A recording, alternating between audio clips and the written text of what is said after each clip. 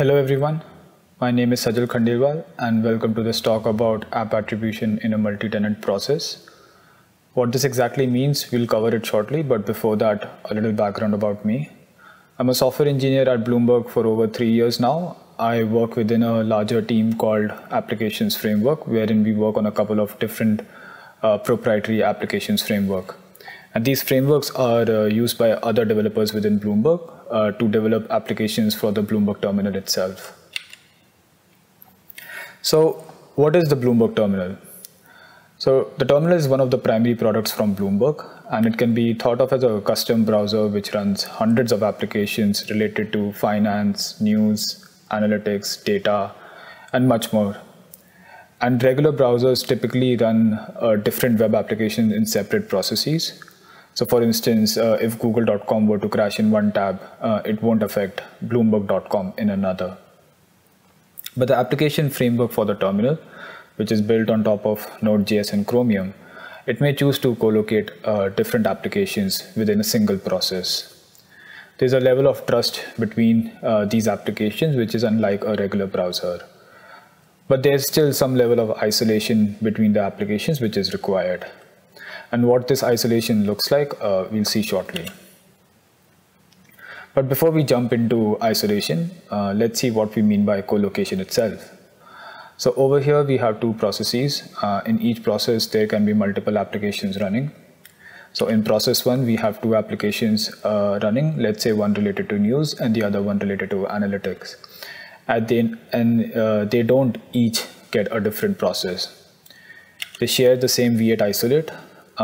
Basically each instance of V8 isolate means a fresh instance of V8 runtime running in a separate sandbox. And they also share the same event loop. So events from different applications are executed by a single instance of the event loop. But it's important to ask, why do we co-locate in the first place? And the answer is more or less what you would expect. There are limited resources available on the client's PC. And each process leads to spawning of either a Chromium instance or a Node.js process. And when hundreds of applications are running, it is quite expensive to run each of them in a separate process. And even spawning multiple V8 isolates is not cheap. So it would be quite wasteful, especially when you consider most of the time applications are idle waiting for some user interaction or for some data to arrive from some service. So you might ask, why do we need application attribution? So let's take an example. Let's say there are two applications running in the same process and one of them has an uncaught exception or an unhandled promise rejection. We don't want to terminate the whole process like it would happen in Node.js, for example. We should guarantee that only the offending application is the one which will be terminated and all other applications in the process are left unaffected. Secondly, we don't want to rely on application developers to be good citizens and clean up after the resources they might have created during a lifetime of an application. They could have opened multiple TCP sockets or issued multiple timer requests, and we don't want them to be lying around even after the owning application has terminated. So we want to synchronously clean up after the applications when they terminate. And lastly, attributing relevant JavaScript executions to an application is important for collecting performance metrics, and it can be useful for diagnosing issues, especially related to performance. So let's start with how do we terminate the offending application when it has an uncaught exception. And there are a couple of important things to cover before understanding how this is achieved. Firstly, we always want to maintain what the currently executing application is at any point in time in the process. And this is maintained in a static global pointer. Whenever a new application is created within a process, we create a C++ object which represents this newly created application. So let's say there are two applications running in the same process, and the current application starts with a null pointer. Now, as and when an application becomes active, the current application pointer is set. And this setting and resetting of current application is done with the help of something called as a custom event dispatcher. So what is this custom event dispatcher? Each application is created with its own custom event dispatcher. This dispatcher appends a task to the macro task queue on behalf of the owning application. But internally, each task is sandwiched between a pre-event and a post-event callback. And these callbacks give us an opportunity to set and reset the current application for the process. So for example, in pre-event callback, we set the application, and in post-event, we reset it back to a null pointer. So if during the callback, there is an uncaught exception, which we can determine through a try catch, we can query the current application and synchronously terminate that application. Also, it is important to note, it is important that we use these custom dispatchers, as they provide an opportunity to set the current application with these pre-event and post-event callbacks, which would not be possible in, let's say, set timeout or set immediate. So let's look at an example to better understand this. Let's say there's an application A, which opens a handle to a file in its main function. And we start with the current app being a null pointer. Before the main function starts executing, it starts with the pre-event callback, which sets the current application as app A. Now moving on to the main function, we use our own file system module to open a handle to a file asynchronously. And the callback passed to it as an argument will be invoked at some later time. Now after the main function returns, we execute the post-event callback, which resets the current app back to a null pointer. Now while we are waiting for the file handle to be opened, another app B in the process can be scheduled. It will go through the same 3 steps. We will execute pre-event callback, which will set the application. The main function for that application will execute. And in post-event, we will reset the application back to a null pointer.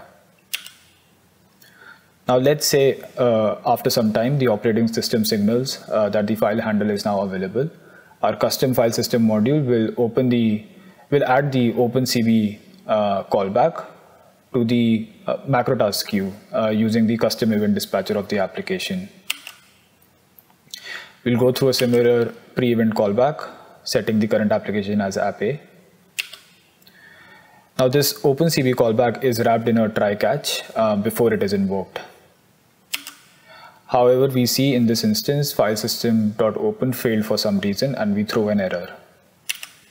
This error is caught by the catch clause, which queries the current application, which is app A, and terminate it synchronously. And this way we have correctly terminated application A and not affected application B in the process.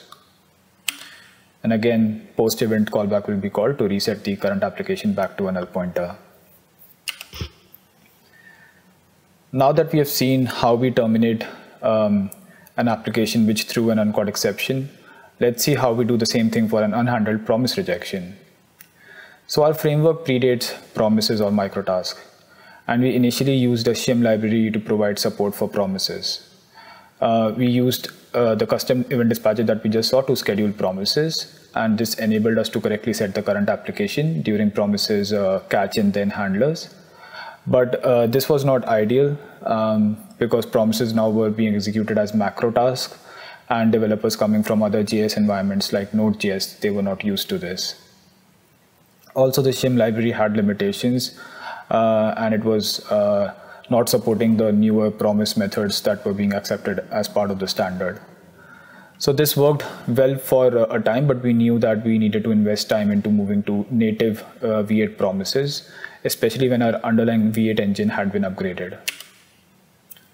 Now, because V8 promises are scheduled by V8 engine itself as microtasks and not by our custom event dispatcher, we need some notifications of lifecycle events related to promise scheduling, so that we can attribute promises and its handlers to a particular applications. And we use these 3 hooks: set promise hook, set promise reject callback, and add microtask completed callback to achieve this. And we'll look at them in a bit more detail. So we registered 3 hooks we just saw with a component called promise events handler. First hook is set promise hook, which is registered with notify promise hook.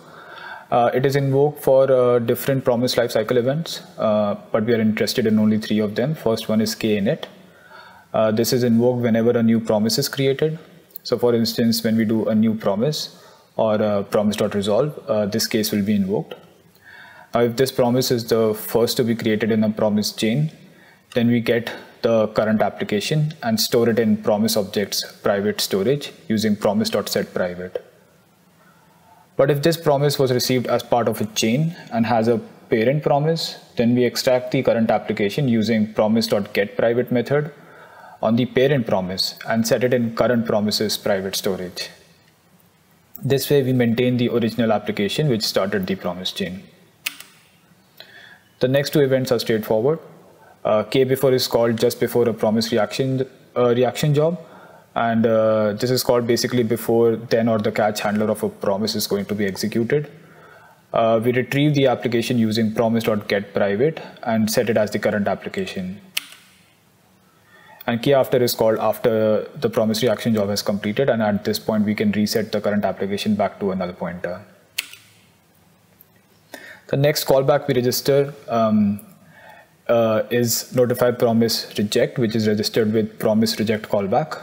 It is invoked with different rejection events related to a promise, but again we are interested in only 2 of them. The first one is k promise reject with no handler, and as the name would suggest, this is invoked when a promise is rejected with no catch handler, and at this point we store the rejection information related to that promise in a rejection vector. The next event is k promise handler added after reject, and this is invoked if a catch handler has been added to a promise after it has been rejected. So in such a scenario, we can remove the promise rejection from our rejection vector. These 2 events might be better understood with the help of a small example, and in this function foo, we create a new promise and immediately reject it. Because this promise has no catch handler, the first event k promise reject with no handler will be invoked, and this promise can potentially result in an unhandled promise rejection, so we store this promise object in our rejection vector. But later, after performing some work, we see that the catch handler has been added, and now this promise cannot lead to an unhandled rejection, so we can now safely remove this promise from our rejection vector we stored it in. Once we have all the unhandled rejections at the end of a microtask in the queue, we can go ahead and terminate the application associated with each rejection. And that's what we do in notify microtask completed. At the end of all microtasks, we iterate through the vector of rejections, basically now all promises left with no catch handler, and get the application using getPrivate and terminate the application if it has not already been terminated. So let's look at an example to understand these hooks a bit better. So over here we have a function called sendResponse in application A. Before we start executing the function, we set the current application as app A. Now when get corresponding data is executed, it returns a promise. So therefore kinit will be called. There is no parent promise associated with it, so we get the current application and store it in its private storage. Now in between, let's say another app B is scheduled. It will execute, and after it is done, we will be resetting the current application back to a null pointer. Now when the previous promise resolves and before the then handler is invoked, k before event is called, where we retrieve the application from promise's private storage and set it as the current application. Then handler will be called, and after it finishes, k after event will be called, where we reset the application back to a null pointer. Now because there is a then handler associated, it leads to a creation of a new promise. But this time there is a parent promise associated with it. So we get application from parent promise's private storage and set it in current promise's private storage. Like before, we set the current application in before. But for some reason, let's say in this case, log data failed and success is false. We throw an error in this case. And because the promise doesn't have a catch handler, we store this promise in our rejection vector. K after is invoked and we reset the current application. And at some later point at the end of the microtask queue, we have one rejected promise with no catch handler. So in this case, we get the current application from its private storage, which would be application A, and we terminate it. And this way we have left application B unaffected when there's an unhandled rejection in application A. So as a result, because we moved away from our shim library, we are now executing promises as microtasks. But we need to be careful as Node.js is not aware of any hooks we may have set. It could choose to replace these hooks in its infrastructure code. And as of yet, there's no multiplexing support either in V8 or Node.js itself. But async hooks can be possibly used to replace all the C++ based promise tracking. And although it is experimental, it provides lifecycle events for async resources like TCP sockets or file descriptors. And it notifies whenever these resources are created, destroyed, or schedule any JavaScript. And one such resource is promise itself. So although this code is not currently used in our production, in theory we can use async hooks to provide similar level of promise tracking we did with C++ based hooks. There are few hooks we can set for async resources, but again we are interested in only 3 of them. The first one is init. It is executed whenever a new async resource is created. In case of promises, each new promise is assigned an async ID. And this method is invoked with the async ID of the execution context which created it. And this parameter is trigger async ID. So we can maintain a map from async ID to the application which owns that resource. So in init, we can retrieve the triggering async ID's application and set it as current async ID's application. So let's look at an example to understand this. So over here, let's say we have an application's main, and the map from async ID to application is currently empty. Now, before we execute the main function, we store the current async execution ID against that application. And let's say this application is app A, and the execution ID was 22. Now, while executing get file content, we created a new promise. Now, this will receive a new async ID. Let's say it was 23, and the triggering async ID would be 22.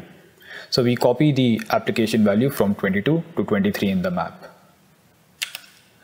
Now, at some later point, we see that the promise corresponding to 23 will resolve and will result in a chained promise. Similarly, this promise, which let's say has 24 as the async ID, will receive parent promises 23 as the trigger async ID. And this way, we can maintain the original application which started the promise chain in the init hook for async resources. The next hook is before, which is executed before any work related to async resources is scheduled. In case of promises, it is promise reaction job, which we have seen before. So we get the application from the map against the async ID and set it as the current application.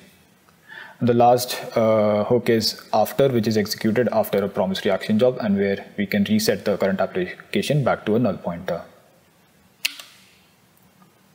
So if we have an unhandled rejection, the callback in process.on unhandled rejection is executed in the async execution context of the promise which was which had an unhandled rejection. So in that callback, we can use execution async ID accessor and get the async ID for that promise. Then we can query the map that we saw previously to get the owning application and terminate it if that has not already been terminated. Now that we have seen how we terminate applications which have uncaught exceptions or unhandled rejections, the last piece of the puzzle is how do we clean up the resources which a terminating application might have created. And this is mainly achieved with two classes, disposable and disposables registry. Disposable is an abstract class which has a virtual method called dispose on it. This is extended by all the native modules like file system we previously saw. And the other component is disposables registry. It holds a set of disposable, and its job is to call dispose on all the disposables added to its set. So with the method add, we add a disposable, and with the method dispose, we iterate through all the disposables and call dispose on them. So each application is created with an instance of disposable registry. While the application is being bootstrapped, we create instances of native modules like file system in this example, and we add it to the registry of the application. Now let's see how this file system module works. We can see it implements the usual methods you would expect, like open, which accepts a path to a file, and a callback to be invoked. This method opens a file handle and adds the file descriptor to a set of open file descriptor set. Now this component also provides a close method, and if the application wants to be a good citizen, it can close the file descriptor when it's done with the file. But the application framework cannot always rely on the application to do that before terminating. And in such cases, when an application terminates, we call terminate method on our application, which you can see calls dispose on the registry. And during file system's dispose method, we iterate through all the open file descriptors of that module, and we call close on them. This way we guarantee to clean up all the resources created by an application when it terminates. And you can imagine similar logic is followed for components related to TCP sockets or timers. So as a result of these mechanisms we have in place, we are able to run hundreds of applications in a handful number of processes. And this is true even for low spec PCs. We reduced the memory usage because applications can now share code. And if two applications depend on the same library, there needn't be two copies of it. And because operating system is also not spawning multiple processes for each application, there is a significant savings there as well. And this, because there is also now less contention for resources, this results in faster startup time for our applications. And lastly, there are a few other optimization our framework does to run multiple applications in a single process, but the mechanisms that we discussed today mainly describe how we maintain isolation between multiple applications. And with that, thank you everyone for joining this talk. We are always looking for folks to join our engineering team, and if you are interested, you can visit this link, bloomberg.com/engineering, to explore any opportunities which may interest you. Thank you.